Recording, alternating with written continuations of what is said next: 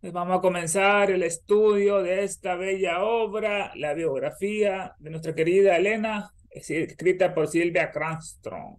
Nos quedamos en el capítulo 5, resumen de viajes. Al igual que cuando abandonara Tiflis una década antes, HPV dice que nuevamente partió porque mi corazón estaba enfermo y mi alma necesitaba espacio. Qué poético. Lo que la hizo partir fue el tedio de la vida convencional en Rusia, aburrida, muchas restricciones, y la ausencia de una verdadera libertad, que es lo que más ama el ser humano, la libertad. Esto está en el llamado 30, que es Blavatsky, HPV habla, Naya, carta de HP del 23 de mayo de 1877, estilo antiguo. Tenga el archivo de Adyar, la ciudad filosófica, Adyar, Madras, India, entrevista HPV en News Morning, Noticias de la Mañana, París, Francia, 21. Perdón que interrumpa. Am, ha salido el recuadro ese de que la reunión se está grabando y no se lee el texto que estáis leyendo. No se mira. O me sale solo a mí. Yo- No, yo lo veo. Lo que pasa es que ahora él lo cambió para ver la llamada, ve 29 y después vuelve al texto. Es que solo se ve eso de la reunión se está grabando. El texto que se está leyendo no está detrás.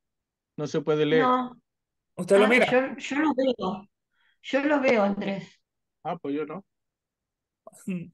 Y las otras personas? Ah, vale, vale, ya está, ya está. Ok, Vale, vale. entonces está, bueno, por su falta de libertad que ella se fue. Ella se dirigió a Odessa por un tiempo. Nadie pudo decir con certeza la secuencia de sus viajes, pero aparte del de Irán, Persia, Siria, Líbano, Jerusalén, HPV, parece haber estado más de una vez en Egipto, Grecia e Italia. Hizo ese periplo por ahí. Quizás fue entonces que estudió la Cábala con un erudito rabí, que en una parte habla con otro, ya anciano, que tenía muchas décadas estudiando la Cábala, y le sorprendió que Elena tuviera más conocimiento que él, siendo mucho más joven ella. Fue porque estudió la verdadera Cábala oriental. Ella se carteó con el rabí hasta que él murió, y su retrato siempre fue para ella una reliquia atesorada. Rabí es maestro. En 1867, HPV dedicó varios meses a viajar a través de Hungría. Menciona muchos iniciados húngaros que son muy especiales en ISIS y los Balcanes. Las ciudades visitadas se registran en un diario de viajes que aún existe, ese diario 31. Blavatsky Collected Writing, escritos coleccionables, tomo 1, está el capítulo, 11-25 páginas. Sus últimas paradas fueron en Venecia, Hermosa, Florencia, Renacimiento y Mentana. Ahí ocurrió la batalla que estábamos comentando en otra ocasión con Garibaldi, 32. Es carta de HPV a Alfred Chinet, 144. Mentana, un pequeño pueblo al noreste de Roma, posee un significado histórico especial, es lo que voy a poner ahorita. En la larga lucha de Italia por su libertad, libertad de las huestes demoníacas del Vaticano, el 3 de noviembre de 1867 fue sitio de una importante batalla entre las fuerzas del liberador italiano Garibaldi, mencionado, y la de los papistas, los demonios y los franceses que lo protegían, a los estados pontificios. Cuando 8 años más tarde HPV se encontraba en Nueva York, un periodista escuchó sobre su participación en esta batalla. Él escribió sobre el tema bajo el título Una mujer heroica, que está en los escritos coleccionables, muy interesantes. Hay unos que dicen de que ella nunca fue a esa batalla, pero son ignorantes, no conocen la verdadera vida de ella. Su vida ha estado llena de vicisitudes y el área de su experiencia se encuentra solamente limitado por el mundo, lo limita, lo viajó todo. En la lucha por la libertad, ella peleó bajo el victorioso estandarte de Garibaldi. Ajá. A victorioso estandarte Garibaldi, era masón, ella ganó renombre por su valentía, valiente como ella, sin vacilaciones, a pesar de ser mujer, en muchas duras batallas y encuentros, y fue elevada a una alta posición en el equipo del gran general. Fue escalando puesto. Ella aún lleva las cicatrices en el corazón de muchas heridas que recibió en el conflicto, que eran los que sangraban. 2 veces su caballo fue muerto de un disparo cuando lo montaba, y escapó de la muerte solamente por su frialdad y habilidad increíble.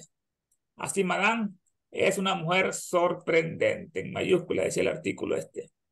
Cuando HPV incluyó la nota en su catálogo, escribió estas palabras en tinta.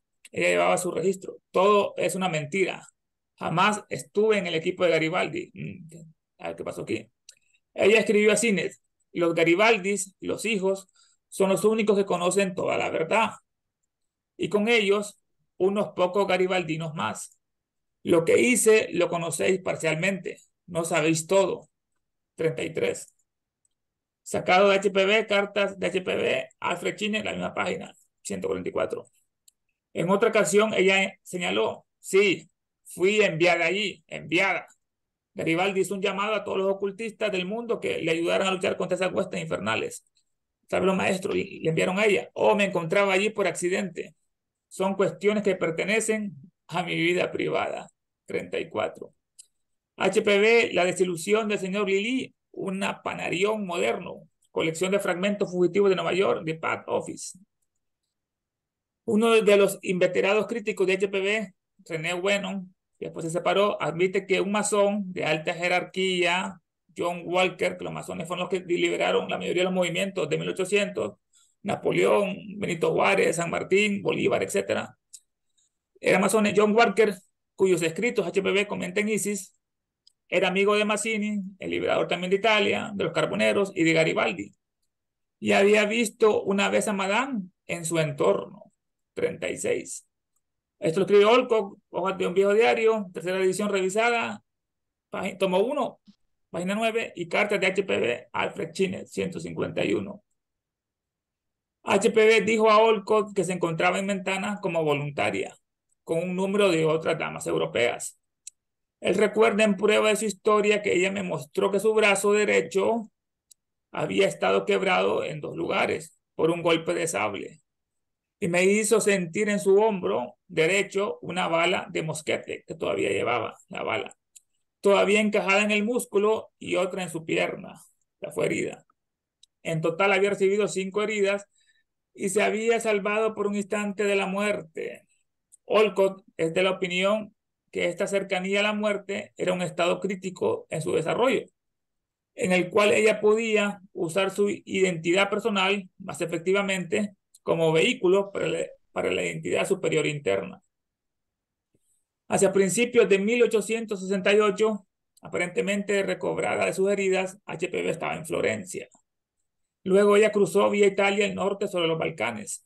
Según su relato, se quedó algún tiempo esperando órdenes de su maestro. Finalmente llegó la orden de proseguir a Constantinopla, Estambul, Turquía, y luego a la India. 36. Esto es nuestra Olcott, es el anterior. El anterior era René Bueno, este acá, se lo comimos. Bueno. Luego de la cual ella viajó hacia el Tíbet oriental. Se dice que este viaje marcó su primera estadía prolongada en aquel misterioso reino. O sea, logró entrar allá. Y entramos a la parte sexta, Travesía Tibetana, parte 1. Espera un poquito, Ernesto. ¿Y por qué en la primera parte arriba decía una mujer sorprendente? Cuando HPV incluyó la nota en su catálogo, escribió estas palabras en tinta: todo es una mentira, jamás estuve en el equipo de Garibaldi. Lo escribió en sorna, digamos, Tal vez lo quería para confundir, porque no era tan apta para decir muchas verdades sobre ese tema político-social. Muy bien, gracias.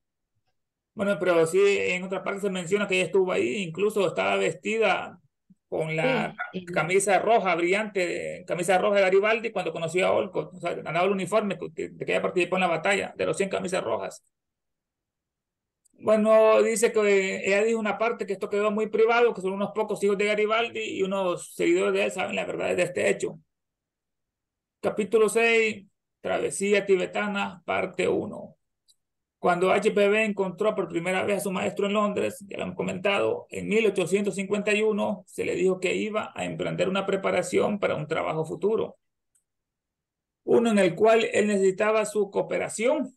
Ella debía pasar 3 años en el Tíbet, dominando, aprendiendo sus poderes. En una carta a alguien que preguntaba por qué fue enviada allí, HPV responde, en ese momento el Tíbet era un lugar que ni un occidental se permitía entrar porque podían contaminar con sus impurezas ese lugar santo. En verdad, no hay ninguna necesidad en absoluto de ir al Tíbet o India para encontrar algún conocimiento y poder, que fue el regalo que ella nos trajo a todos nosotros, ¿no? Los que están latentes, estos poderes están latentes, los siddhis, en toda alma humana, pero la adquisición del conocimiento y el poder superior no solo requieren muchos años del más severo estudio iluminado por una inteligencia superior y una audacia que ningún peligro doblegue, esa valentía, sino también paralelamente muchos años de retiro en soledad y la asociación en meditación y la asociación con estudiantes que persiguen el mismo objetivo en un lugar que preserve naturalmente para el neófito el absoluto silencio y la quietud, como los monasterios, donde el aire es libre a millas a la redonda de toda influencia mefítica o maléfica. La atmósfera y el magnetismo humano completamente puros y ninguna sangre animal se derrame, porque son vegetarianos, así no se contaminan con esos pecados tan terribles. 37 está esto en Carta de Blavatsky al espiritista, Londres, Inglaterra, 12 de agosto, mañana, de 1811, Blavatsky HPV, Collected Writing, tomo 3, 268. Es interesante repetir esto, lo que se ocupaba, estudio iluminado, disciplina, inteligencia superior que le ayude, y también muchos años de retiro y soledad, y asociación con otros estudiantes que participen en el mismo objetivo de pureza, de silencio y quietud, y que la atmósfera importante y el magnetismo humano estén completamente puros y no haya derramamiento de sangre, no haya carnicería. Emilce. Bueno, si damos crédito a la carta, si damos crédito a la carta siguiente, tales lugares existen en remotas partes de China. Esta fue recibida en Adyar, Sociedad Teosófica, 9 años después del fallecimiento de HPV y fue publicada en el Teósofo en el mes de agosto de 1900 con esta introducción. Por medio de la generosidad de un príncipe indio, hemos recibido desde Simla una carta escrita para un amigo indio por un caballero que viajaba por China. La referencia a HPV la hace particularmente interesante. Omitimos los nombres de la carta original que se encuentra en nuestro poder. Rum Yum, Mahan, China, 1 de enero de 1900. Mi querido, tu carta enviada por medio de Su Alteza Raja Sambik Ira Singh me alcanzó mientras viajaba por las montañas Spiti.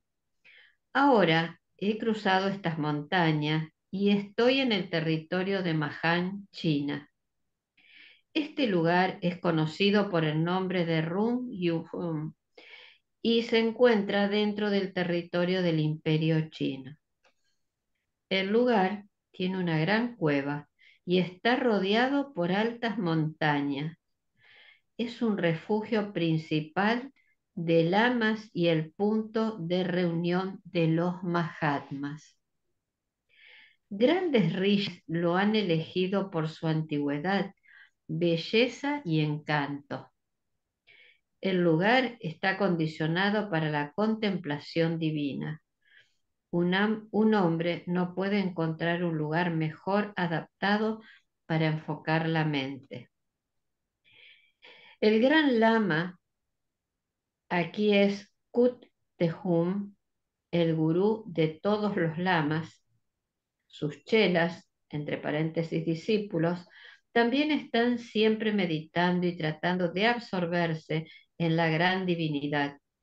Conversando con ellos, llegué a enterarme que Madame Blavatsky había visitado este lugar y meditado aquí durante algún tiempo. Antes tenía dudas de su llegada, pero todas han desaparecido ahora y me siento confiado de su divina contemplación en este santo y sagrado lugar. La lección y Updecha que recibí de estos lamas me mostraron que los objetivos de la sociedad teosófica no son simplemente visionarios y teóricos, sino esquemas prácticos. Antes de descender en la ahora llamada India, los brahmanes vivían en el lejano norte y según HPV, sus escrituras, los Vedas, fueron compilados en las costas del lago Manasarovara en el Tíbet. Y hay una llamadita que dice, para información adicional, ver Quality Writing de HPV compilados por Boris Ilkov, Wheaton, Illinois, de Theosophical Publishing House, 1950 al 91, en el artículo 3 de la página 419, y Vedas en HPV Blavatsky, Glosario Teosófico, Los Ángeles, California, de Theosophic Company, 1973, en la página 361 a la 363. Buda nació en Kapilavastu, ahora el moderno Nepal, un reinado que bordeaba el techo del mundo, como se llamaba al Tíbet.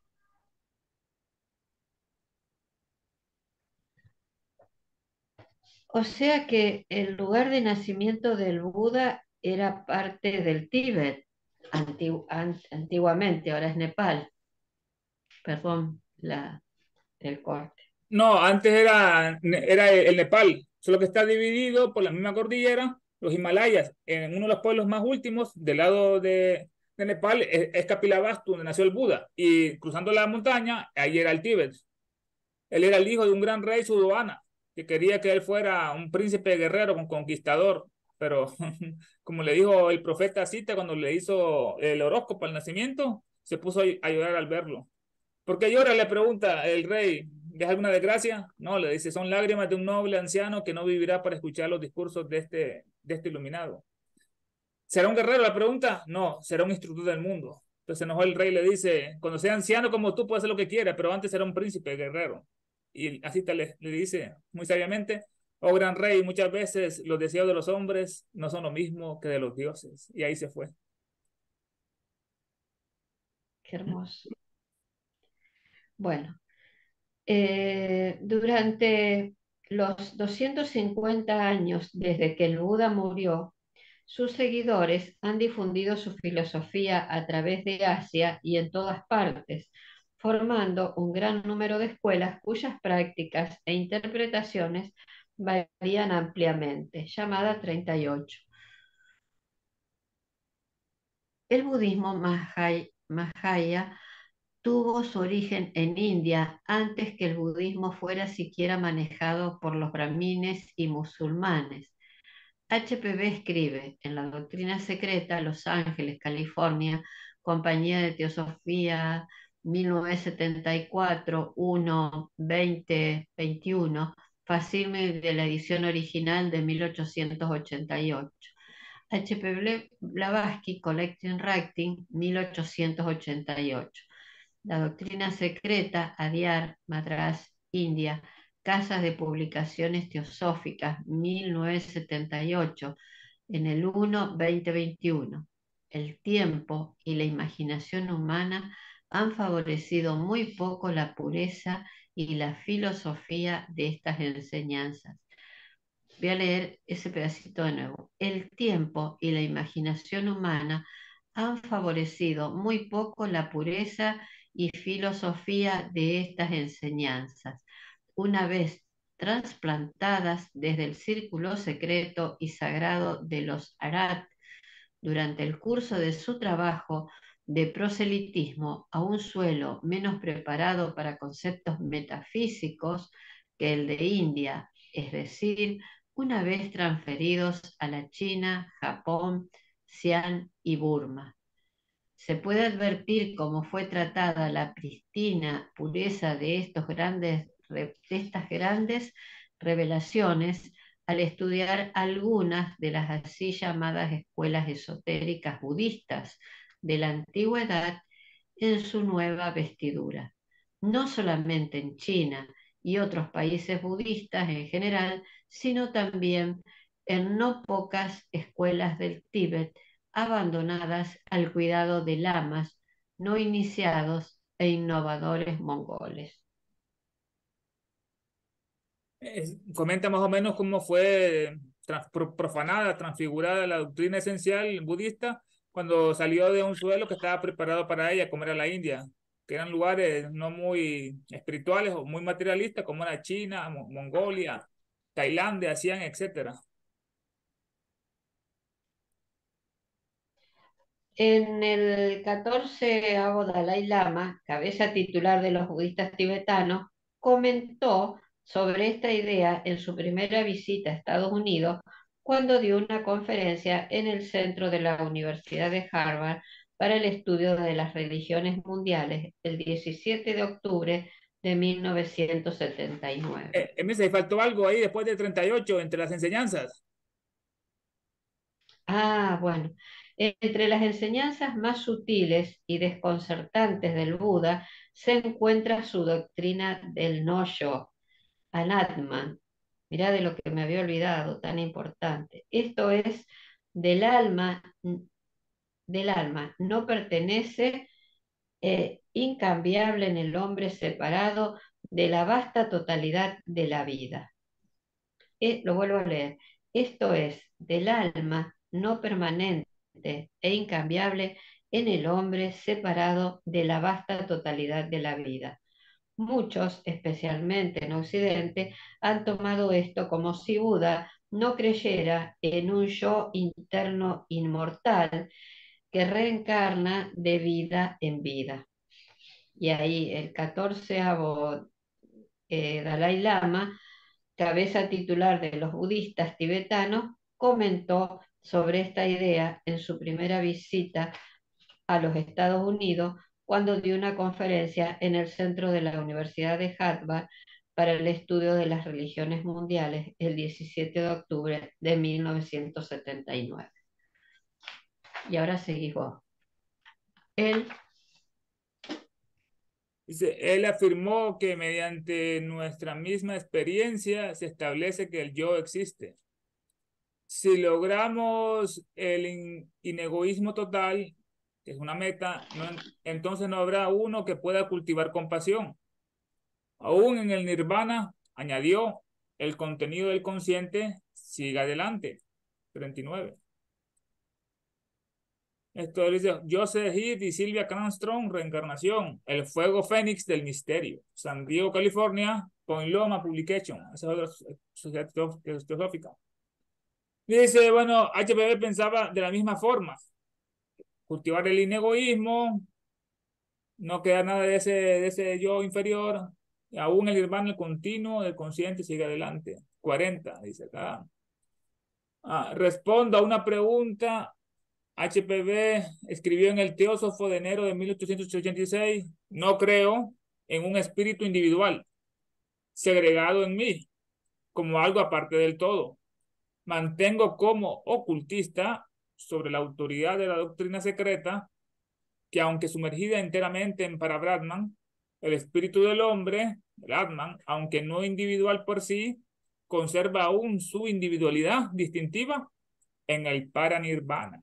Más allá del nirvana. Dice que no hay una aniquilación, conserva esa individualidad, lo mejor que el fruto de la esencia del manas, del buddhi. Debido a la acumulación en él de los skandhas o agregados que han sobrevivido luego de cada muerte, que los buenos se van purificando y los malos se van destruyendo, de las facultades superiores de manas, vienen estos skandhas que han sobrevivido mente.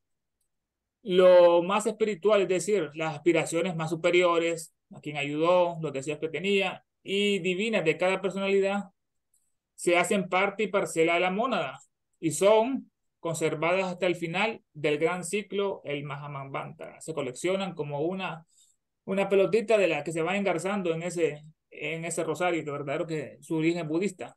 Cada pelotita es lo mejor de la individualidad y todos están unidos por un mismo hilo que se llama Sutrakma. Cuando cada ego entra en Paranirvana o se sumerge en Parabrahman o en la seidad, para nuestra comprensión de topos, el espíritu humano se pierde entonces en el espíritu uno, como la gota de agua arrojada en el mar que se fusiona. Ya no se puede encontrar y recuperar, pero de facto no es así en el mundo del pensamiento inmaterial. inmaterial. Tales unidades o espíritus parabrahmánicas y paranirvánicas tienen y deben conservar sus individualidades divinas, no humanas, claro.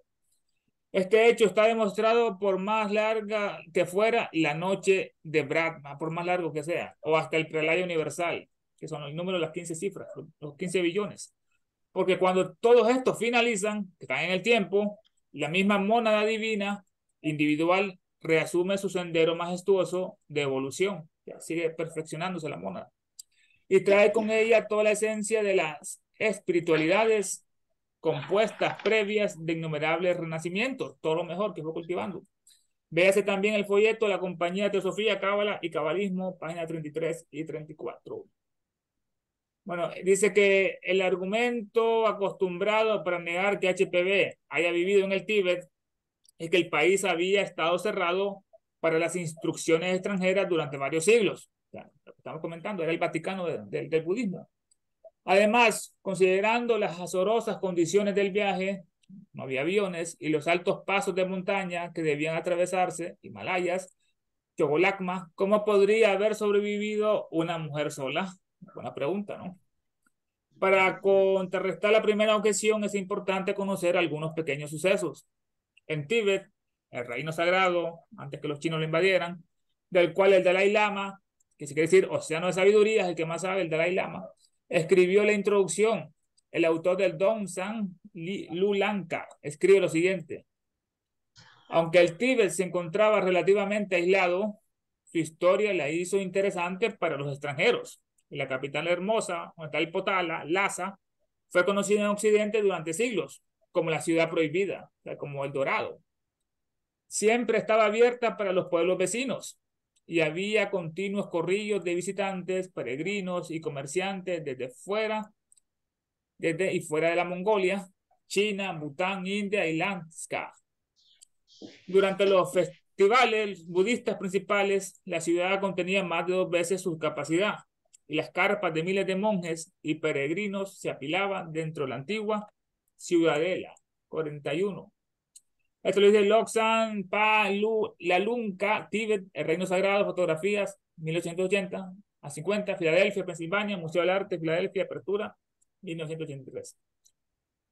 Cuando hacen peregrinación los Hay libros, tibetanos. hay libros que escribió Lonsal Rampa. No me acuerdo, yo me acuerdo que cuando era muy joven había leído, mi mamá tenía uno y era muy importante y ahora no me puedo acordar, pero escribió libros también, o hay libros El de él, tercer no sé ojo, si. el Ah, tercer ojo.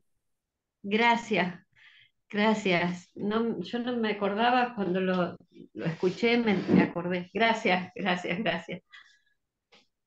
Bueno, y también es interesante cuando antes los tibetanos hacían festividades en Lhasa, se iban muchos peregrinando.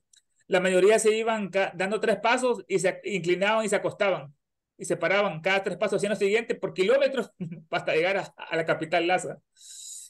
Decían que una parte que era el pueblo más espiritual del mundo, supuestamente el Tíbet, antes. Dice HPV, con su rostro mongol y su piel oliva amarilla, una calmulca podría haber tenido poca dificultad en vivir en Lhasa, por sus características, o en cualquier otro lugar del Tíbet. Dicen que una europea, dicen que se disfrazó y se pintó para que no se echara a ver que era blanca, y entró así disfrazada en el Tíbet. Respecto de la segunda objeción, HPV jamás afirmó que ella viajaba sola o a pie, como suponen sus críticos. Es más fácil que estuviera acompañada por sus maestros, que viajaban a caballo. Heinrich Harrer, en 7 años en el Tíbet, registra que las mujeres jinetes eran algo común de ver en el Tíbet. 42, estuvo varios años ahí. Heinrich Harrer, 7 años en el Tíbet, Nueva York, Dutton, 1954, página 221. HPV misma era una soberbia jinete, como fue su juventud que la aprendió. Uno de sus maestros escribió así: aquellos que desean conocernos nos encontrarán en la misma frontera, como la Modar. Otros no nos encontrarán aunque vayan a Lhasa con un ejército, que son los malos. 43. Esto Blavatsky, carta de HPV a Alfred Chine. 4. También es posible entrar al Tíbet por una ruta menos cansadora que la elevada. Esta requiere provisiones masivas y suficientes cargadores nativos para transportarlos, lo cargan. Harrer viajó vía el río Indo. Además, la disponibilidad de mercados de alimentos haría innecesario el transporte de las provisiones necesarias. Debe declararse que los maestros de HPV no eran tibetanos, eran indios. Su gurú especial, el Mahatma Moria, un general llamado Maestro M, había nacido en el Puya. Su colega, el Mahatma Kutumi, Maestro KH, había nacido en Cachemira. HPV escribe: más allá de los Himalayas, que hay una nota, dice, más allá de los Himalayas no se refiere necesariamente al Tíbet. HPV jamás afirmó que el Tíbet fuera el cuartel principal de la fraternidad de adeptos perfectos. Lo dijo que eran transhimalayicos. En la doctrina secreta, ella indica que Tíbet es solamente una de las varias escuelas esotéricas. Una, el asiento de la cual se encuentra más allá de los Himalayas, claro está, y cuyas ramificaciones se pueden hallar en China, en Japón, India, Tíbet, hasta en Siria, los drusos, aparte de Suramérica, tomo uno. En todas partes está la gran fraternidad. Dice, más allá de los Himalayas existe un núcleo de adeptos de varias nacionalidades y el Techu Lama, el Panchen Lama, los conoce, que es el líder político, y ellos actúan juntos, y algunos de ellos están con él y permanecen desconocidos en su verdadero carácter, aún para la mayoría de los lamas, están ocultos, que son en su mayoría tontos e ignorantes, los lamas 44. Esto lo dice Ecos del Pasado, el Teósofo de octubre de 1907, página 77. Son tontos, dice. Mi maestro, como M y KH y varios más que conozco personalmente allí, van y vienen. Tesla dicen que también fue para allí. Y todos están en comunicación con adeptos en Egipto, Siria y hasta en Europa, los adeptos. 45. Ecos del Pasado, el Teósofo, el misma página y el mismo año. Ajá. Milce. El Tesú o Panchen Lama vivía en una ciudad monasterio de Tashilhunpo, cerca del Shigatse, y aparentemente aquí fue que HPV fue en su estadía en el Tíbet. Lhasa estaba mucho más lejos de la frontera india. Sin embargo, ya sea que su destino haya sido Lhasa o Shigatse, algunos de los pasos que era necesario cruzar estaban 14.000 pies sobre el nivel del mar y el viaje debe haber sido cansador en extremo. Stephen Harding, explorador sueco del Tíbet y Asia Central, escribe sobre sus viajes a través de las gloriosas montañas gigantes con nieve, picos nevados y laberintos de valles escondidos, ofreciendo el más magnífico escenario del mundo. Penetramos más y más profundo en lo desconocido, dejando detrás de nosotros una tras otra cadena de montañas. Después de cada paso se abría ante nosotros una nueva tierra desplegada en su panorama desolado y salvaje, hacia un horizonte nuevo y misterioso, una nueva línea de picos nevados, piramidales o redondos.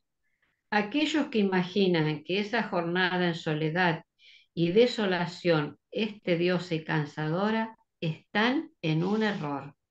Ningún espectáculo puede ser más sublime. Cada día de la marcha, cada recodo trae descubrimientos de inimaginable belleza. Llamada 46. Longsan y la Punga Tíbet, el reino sagrado, en la página 80. No es raro que HPV exclamara alguna vez que más bien viviría en una cueva del Tíbet que en un país así llamado civilizado del mundo. Eso está muy bueno. Sí, yo pensé lo mismo, dije. Al considerar cuál es la evidencia existente, si la hay, para apoyar la afirmación de Blavatsky de haber vivido en Tíbet, uno debe tener en cuenta que su conocimiento del budismo tibetano era mucho mayor de lo que en ese momento estaba disponible al público o a los eruditos occidentales. El doctor G.P. Malasekera, presidente fundador de la Fraternidad Budista Mundial, coloca a Blavatsky en su monumental Enciclopedia del Budismo. Su familiaridad con el budismo tibetano y las prácticas esotéricas budistas parecen estar fuera de toda duda.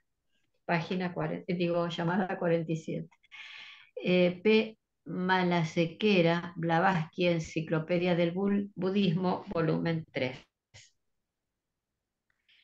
El filósofo japonés y maestro Suzuki, que trajo el budismo zen a Occidente, cree que sin duda Madame Blavatsky fue de alguna manera iniciada en el lado más profundo de la enseñanza mahayana, en la llamada 48. De Suzuki, El campo del Zen, editado por Krisma Humphreys, Londres, Inglaterra, Sociedad Budista, 1969.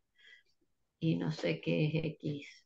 Ese Mahayana quiere decir el gran vehículo. Así se dividió el budismo en una escuela del norte, el gran vehículo, el Mahayana, y el otro, el Nimayana, el pequeño vehículo.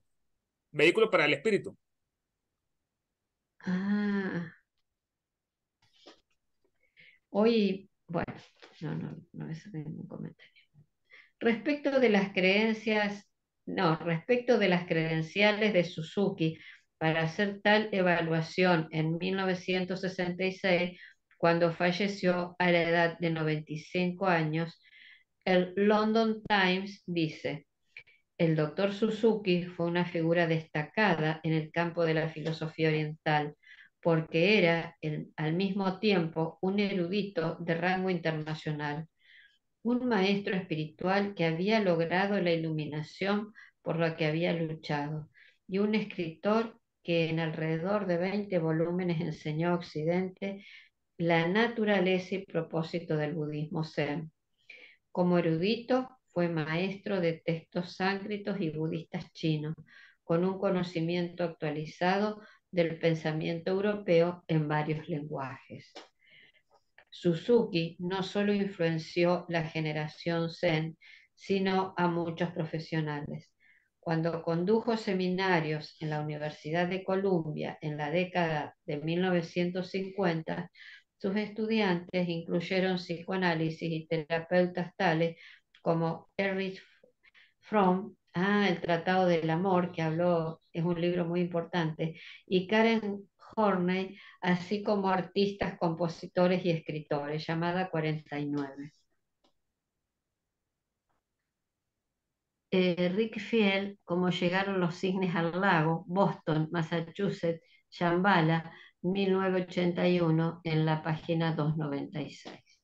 Chambala es un lugar muy misterioso que lo citan como una sede de la fraternidad, Chambala y Agartha, que son sitios así como el Triángulo de las Bermudas, que nada puede entrar en ese lugar, ni un avión ni satélites.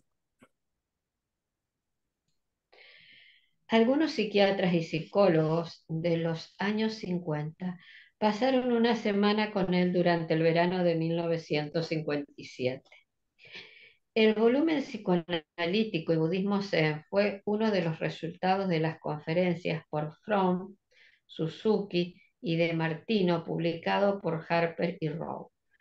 Al revisar el contacto de Suzuki con los escritos de HPV, debe mencionarse que hasta 1927, cuando sus ensayos aparecieron por primera vez, prácticamente todas las escrituras budistas que Occidente conocía y estudiaba se traducían de la escuela eh, Theravada del budismo del sur. Consecuentemente, cuando en 1919 el doctor Suzuki se cruzó con la traducción de HPV de La voz del silencio, publicado en 1889, se sorprendió en grande. Vi La voz del silencio por primera vez en Oxford, relató más tarde a un amigo. Conseguí una copia y le envié a la señora Suzuki. Entonces, Continúa. la señora Beatriz Lane en la Universidad de Columbia escribiéndole, aquí está el verdadero budismo Mahayana, gran vehículo, 50. Noticias budistas, agosto 1965, 90 páginas. Muchos eruditos occidentales incidentalmente no aceptaban la voz del silencio como genuino, porque jamás han visto el trabajo original del cual es tomado. Dice que ella los tuvo que memorizar, que estaban reclutando a los iniciados que iban a participar en el conocimiento y estaban sentados en grandes corredores en el Tíbet y pasaban ahí días, dice que días para ser aceptados y entrar. Dice que los memorizó y después nos trajo esa joya que es la voz del silencio. Otra evidencia de la alta estima del doctor Suzuki, que era un especialista por HPV, se evidenció cuando él visitó los Estados Unidos en el 35. Boris Disirkov había estado en contacto con Suzuki sobre algunas escrituras budistas y al saber que le era imposible visitar el país, hizo arreglos a través de Nyogen Sensaki, un monje budista y maestro de Los Ángeles, para que Suzuki visitara a, a Sirkov en su oficina en el cuartel internacional de la Sociedad Teosófica de Point Loma, California. Cuando el filósofo japonés entró, fue atraído inmediatamente por un retrato de HPV sobre la pared. Y luego de permanecer en silenciosa meditación, se volvió a su huésped y dijo, ella era alguien que lo logró. 51.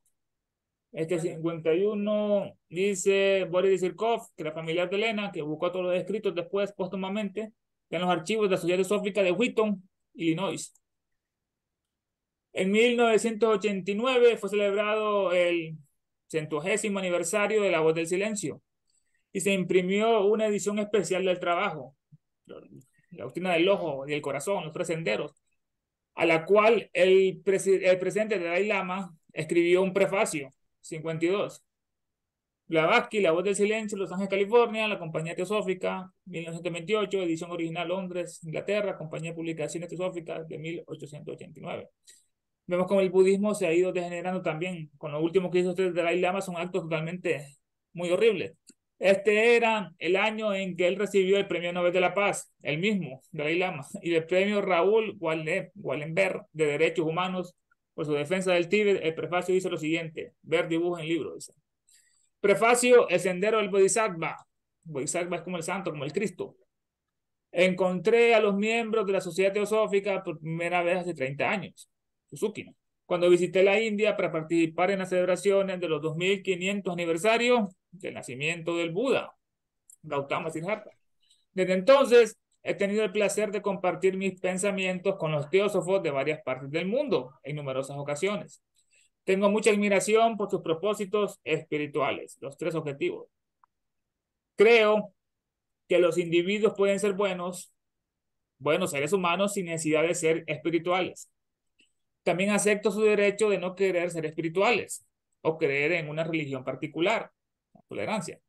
Al mismo tiempo, siempre he creído que el desarrollo interno espiritual es necesario para una mayor felicidad humana, eso es verdad. Desarrollo espiritual interno y para incrementar nuestra capacidad para beneficiar a los otros. En consecuencia, estoy feliz de esta larga asociación con los teósofos y de enterarme sobre la edición del centenario, La Voz del Silencio, que se producirá este año. Creo que este libro ha influenciado a muchos buscadores y aspirantes sinceros, de la verdad, con la sabiduría importante y la compasión también, mente, corazón, del sendero del Bodhisattva. Doy una calurosa bienvenida a esta edición centenario y confío en que beneficiará a muchos más.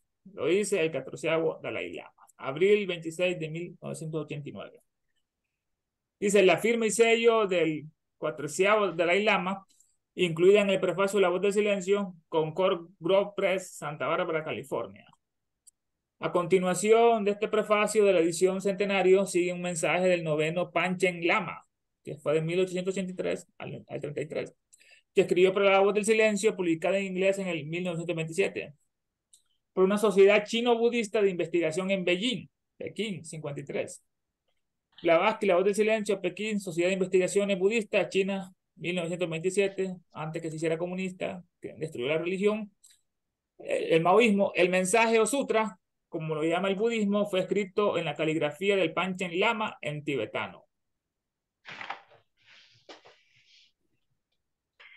Dice, ver frase en el libro. Caligrafía tibetana del Panchen Lama, Sutra para la edición china de 1927 de La Voz del Silencio de HPB, Sociedad China Budista de Investigaciones Pekín, en China de 1927. El sutra anterior fue compuesto y escrito en caracteres tibetanos por el noveno Panchen Lama y se incluyó a su pedido en la edición de China, Pekín, de 1927 de La Voz del Silencio de H.P.B. Blavatsky. Traducción. Todos los seres desean la liberación de la miseria. Busca, por tanto, las causas de la miseria y bórralas. Al entrar al sendero se logra la liberación de la miseria. Exhorta entonces a todos los seres a entrar al sendero. En otra Qué parte, hermoso. sí, en otra parte, el Buda dice que la causa de todos los sufrimientos es el deseo o la ignorancia, villa. Lo voy a volver a leer. Todos los seres desean la liberación de la miseria. Busca, por tanto, las causas de la miseria y bórralas. Al entrar al sendero se logra la liberación de la miseria. Exhorta entonces a todos los seres a entrar al sendero. Una vez que encuentra la causa y él lo logra, él es su propio camino y después tiene que ayudar a la sociedad para que ellos también logren entrar a ese mismo sendero de santidad. Sí, sí, eso está muy lindo, también lo decía eh, el Dalai Lama. Creo que los individuos pueden ser buenos seres humanos sin necesidad de ser espirituales. Y también acepto su derecho de no querer ser espirituales o creer una religión en particular.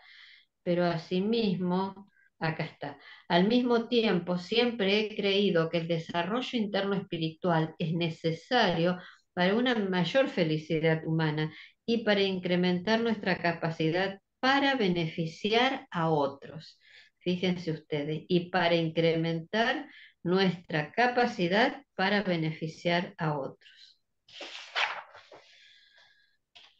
La editorial Foreword, en la edición 1927, establece que la edición fue impresa por solicitud del Panchen Lama y que su grupo, junto con varios eruditos chinos, verificó la traducción de Madame Blavatsky de las palabras tibetanas.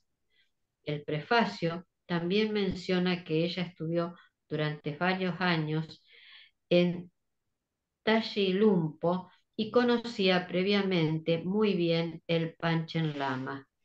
Fue durante la estadía presente de HPB en el Tíbet que ella debe haber estudiado por primera vez La Voz del Silencio. En el prefacio ella escribe: las siguientes páginas son parte del libro de los preceptos de oro, uno de los trabajos que se pone en manos de los estudiantes místicos de Oriente.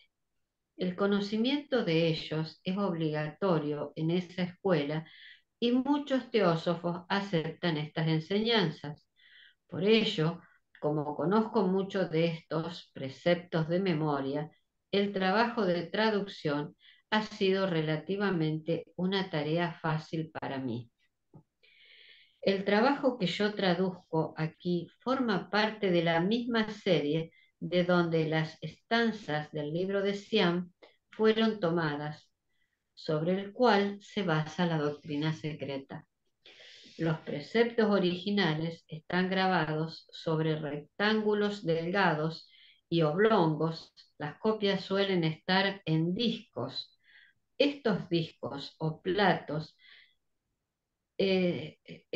generalmente se guardan en los altares de los templos en centros donde están establecidas las llamadas escuelas contemplativas o Mahayana, Yogacharya.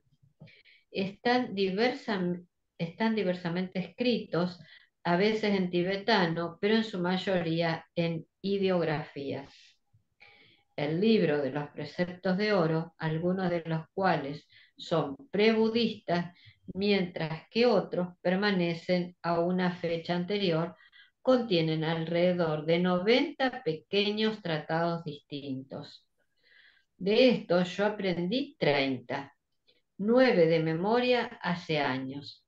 Para traducir el resto debería buscar notas esparcidas entre un número de papeles demasiado grande y memorándums recogidos durante los últimos 20 años que jamás puso en orden, para que todo esto sea una tarea más fácil. Tampoco podrían traducirse y darse a un mundo demasiado egoísta y apegado a los objetos de los sentidos, que no está preparado para recibir una ética tan elevada con el espíritu correcto. Porque si un hombre no persevera seriamente en la búsqueda del autoconocimiento, jamás desarrollará un oído deseoso de recomendaciones de esta naturaleza. Esa parte En está bastante importante, que está diciendo que el mundo no está preparado para recibir una ética tan elevada.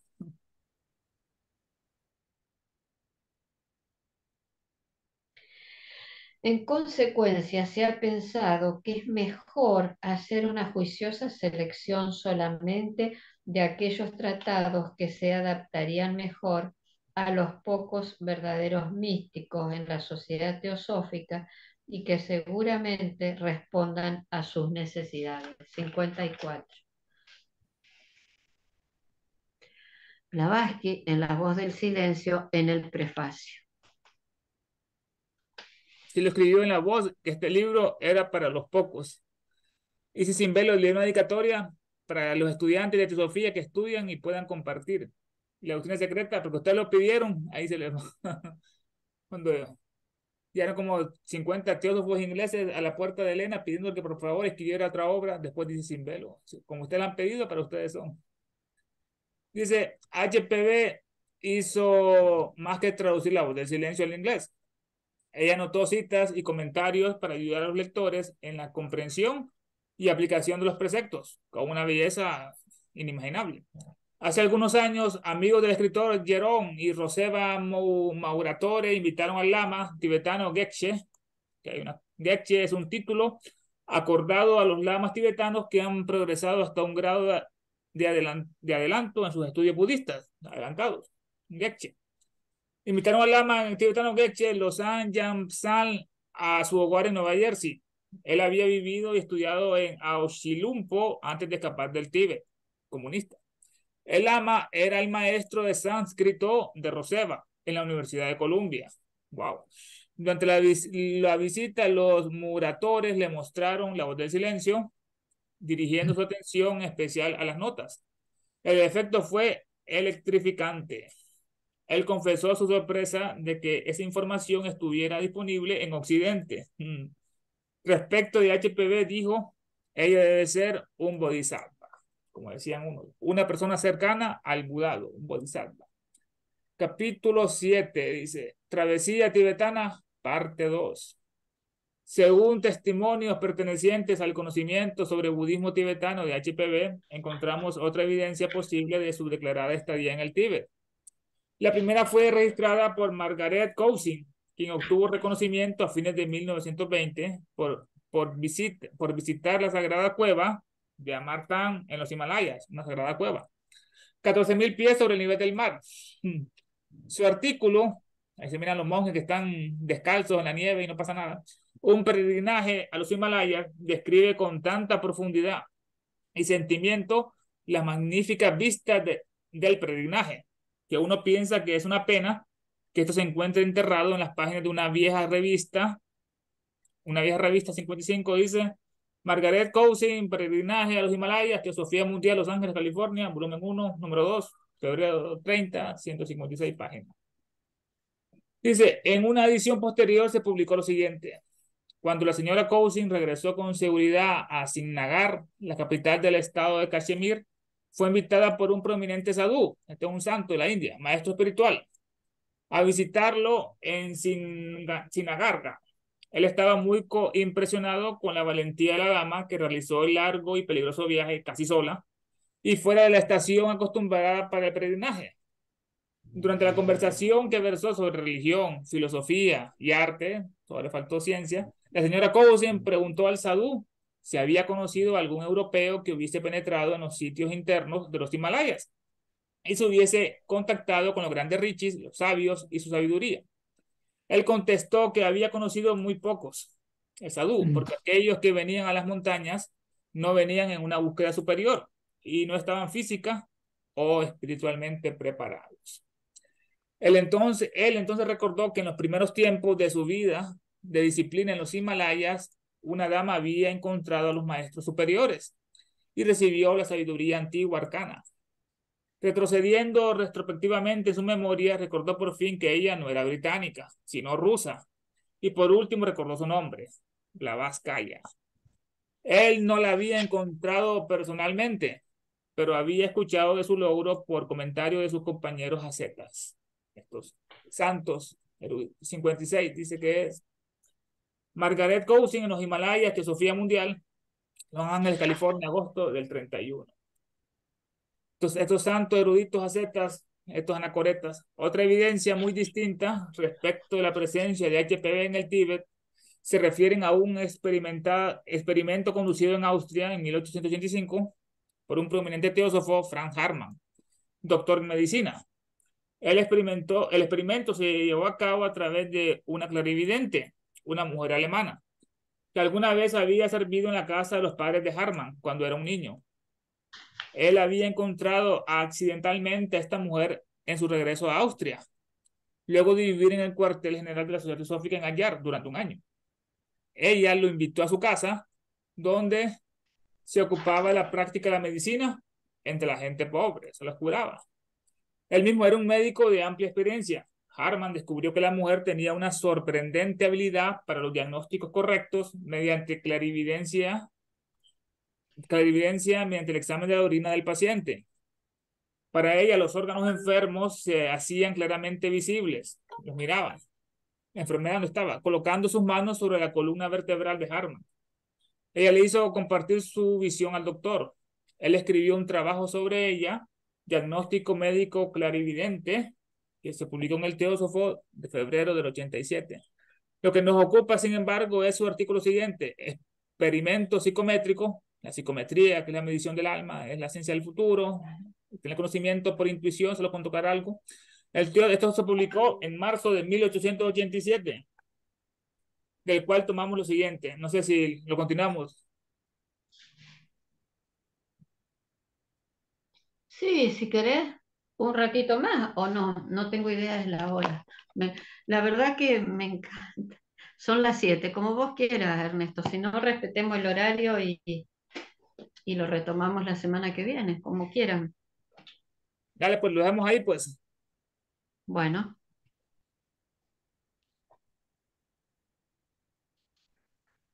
Hola, Tere, ¿qué hay? Hola, bienvenida. aquí.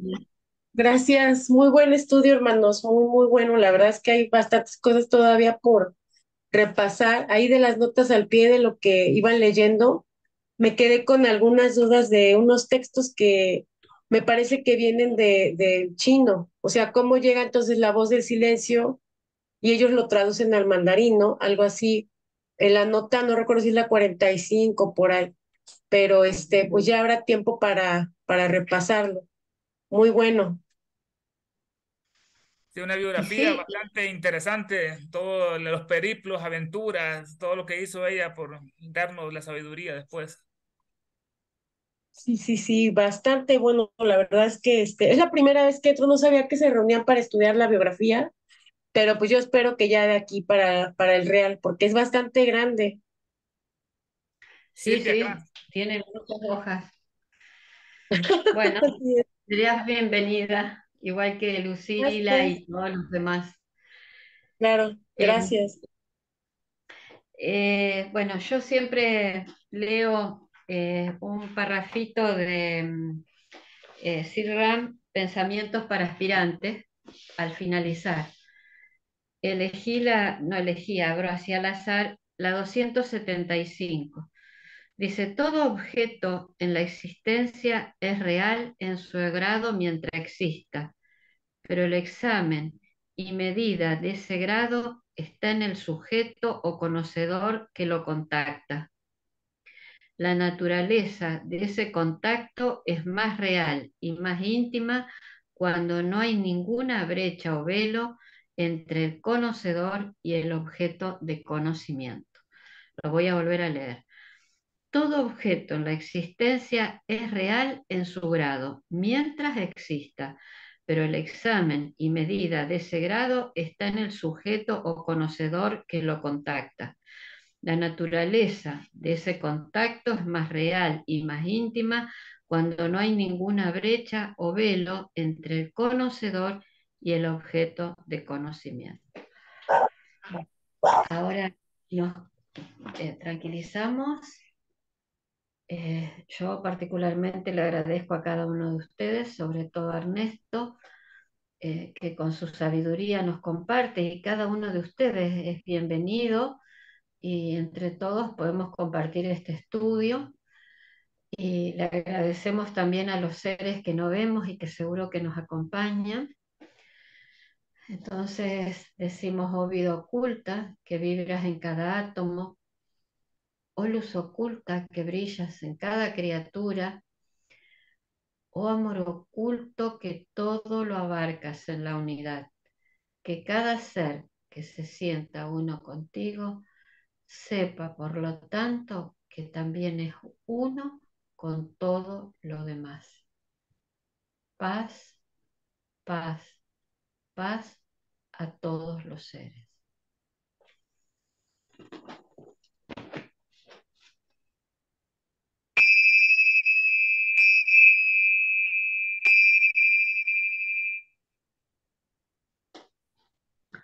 Bueno, muchísimas gracias a todos.